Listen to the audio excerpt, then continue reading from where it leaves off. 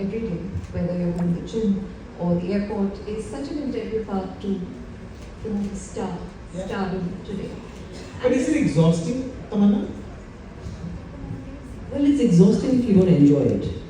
So the idea is to start doing things that you enjoy. The moment you start enjoying, like for me, there was a phase when I wanted to dress to the airport. But then there are days I don't want to dress to the airport. There are days I want to wear just a kurta and go, and I do that. Because I feel like your mood is actually a great way to even get inspired.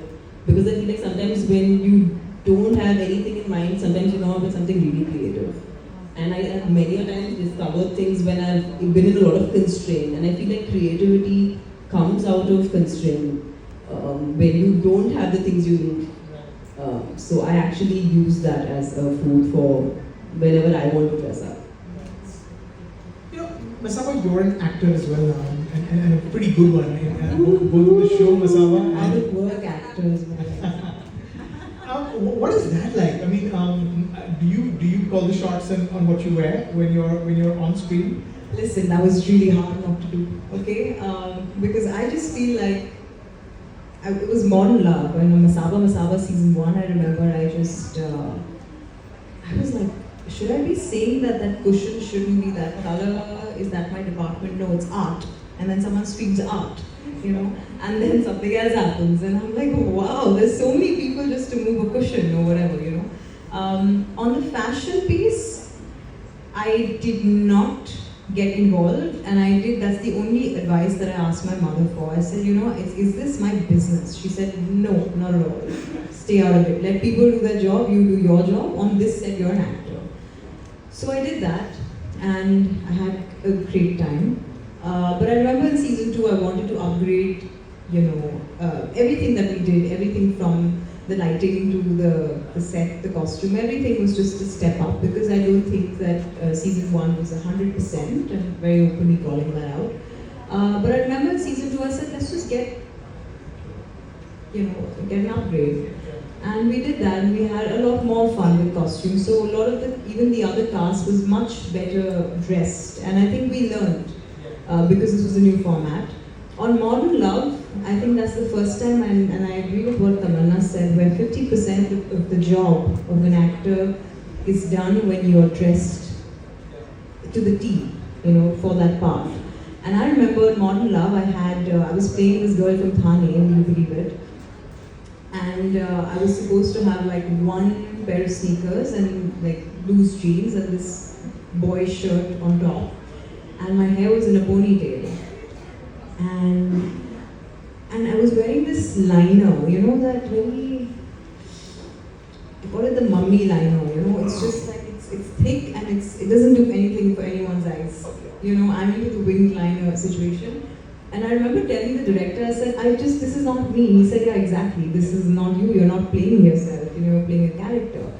And that's when I understood the power of how when you dress a certain way, you dress like the character, it does so much of the job that dialogue even cannot do, you know. Your body language changes, the way you know, the chemistry with your co-star changes, everything changes. And I remember I said, can I just have a little bit of a flick? Can I just have a little bit more contouring? He said, no, you can't. You're a regular girl, you can't do all of this. So I really believe in the power of costume to do a lot of the storytelling and introduction for a character before the character can even speak a word. And it's very powerful. Tamanna, what happens when you're in, I don't want to use the word conflict, that's a strong word, but in disagreement, the way that you see this character might be a little bit different from the way that your director does or your costume designer does, and the disagreement is over the visual element of how this character is going to look. What tends to happen? You also bring years of experience as an actor. Is your voice heard as an actor? I think today, yes. But what I like to do, and I love doing this with my team, and as you know, Rajiv, films will always be teamwork. Whether we like it or not, it's not one person's perspective that's being put out there. It's one person's vision, yes, but there are lots of different perspectives, energies that come together to create someone's vision. I think today's filmmakers are a lot more, aware that an actor is actually going to make that character his own. So I do have times when there's a disagreement, and whenever there is a disagreement, what I actually do is, like for example, the skin tone that I have. Recently I was supposed to do a look test for something, and they wanted me to try a warmer skin tone. Which I was very happy to explore because I've done it in films like Bahubali, I've done it in films, a Tamil film called Devi. So I've done it a bunch of times. And because I do believe one must fully transform when a character demands it. But even in just in the span of what Bahubali is 7-8 years ago, the digital, the way the digital film camera is capturing us today, it can literally see the pores of our skin. So if I am wearing something that's like a layer on my skin, it's going to look synthetic. It's going to look like makeup, and that's a layer between the audience and me. And that was how I felt about it. But I truly feel because this is a teamwork, we need to make sure that everybody feels the same as we feel. So I went through the process of applying that to then it was my director himself was like, I don't think this works. So I feel like in films we either convince the other person or we get convinced. And when you know you're saying something that's true and strong, you stand by it and you fight for it. And yeah, I'm hoping, and at the end the film should work. After all this drama that we have put through, the last thing that we are hoping is this movie and this character is liked by people. So that's the main goal actually. Masaba, when you're dressing an actor, it could be for public appearance, could be for a campaign. Again, are you trying to find what in your sort of atelier suits their personality? Are you trying to get them to be a little brave? What is the push and pull when you're working with actors? Well, I think because there's stylists for pretty much every actor today, I think it first starts with their vision of the actor that they're styling, and then you sort of go down into okay, what event are they going to, and are they going to be comfortable in this for many hours, or is this something that's just going to be a quick photo op and out? I think it really depends on that. What I do find is that sometimes there is a gap between what the stylist and the actor want, and I always go the extra mile in the way that I say, I think you should give this a shot, because an actor would be looking a certain way.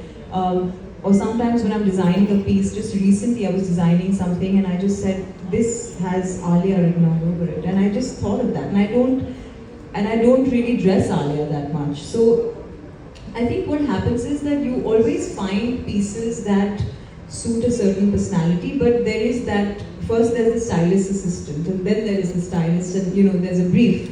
So I think that's how it typically works. Having said that, I think an actor does have a mind of their own. Like even with Tamanna, every time I've had a conversation with her, she's always very clear about the color. For example, like she's very clear about what color washes her out and what makes her skin really, come out in that sense. So I think we always know. Sonam is something like that as well, who really just knows exactly what she'd like to wear. But there's some people who are very, very happy to just go with what the stylist will say. But yeah, there are pieces that I see and I just think that this has this actor written all over it, and I actually sometimes just keep it away and I don't give it to anyone else because I think it will do that person justice. And if it doesn't, that's fine. But I think that yes, every actor in our country does have a very strong personality, straight from the top all the way down. And I think that they all know their bodies so well. And, even someone like Kareena really understands her body and its strengths, its weaknesses, everything, and she's very happy to be clear about that. Yeah. Namrata, let's talk about the red carpet, which has become a multi-million-dollar industry in itself, hasn't it? From the time that we were sort of top journalists. Tell us what the sort of the pressure and the importance of red carpet today, and then we'll ask them, the pressure puts on them to light up the red carpet. I mean, I'm sure there is family stars, right? I mean, even if it's somebody's private party or a Diwali party, and everybody's invited, you'll see everyone having the stylist come home, getting the photographer home, with their hair and makeup, getting the stream put out. Everything is now for the gram, right? So, and that was money too. So, there was this actor, I can't remember her name, but she put together. It was during Army. Just how difficult and expensive it was to sort of compete in the red carpet game. It's not for everybody because it just cost $1 lakh for just a photo or maybe. That was actually an incredible post by Rajshri Deshpande who spoke in detail about the pressure that puts on people that don't want to do it or can't afford to play that game because they don't think it's that important to what their ambition is. Yeah, and I ran into her the night when she was dressed up, and I mean my heart really broke because we never think of it. We also, as journalists, we're also hawkers. We're voyeurs. We want more. We want to be entertained. We're also cinema goers, and let's face it. In India, cinema is like the biggest escape that we have. Half our country probably skips lunch to buy a movie ticket and go for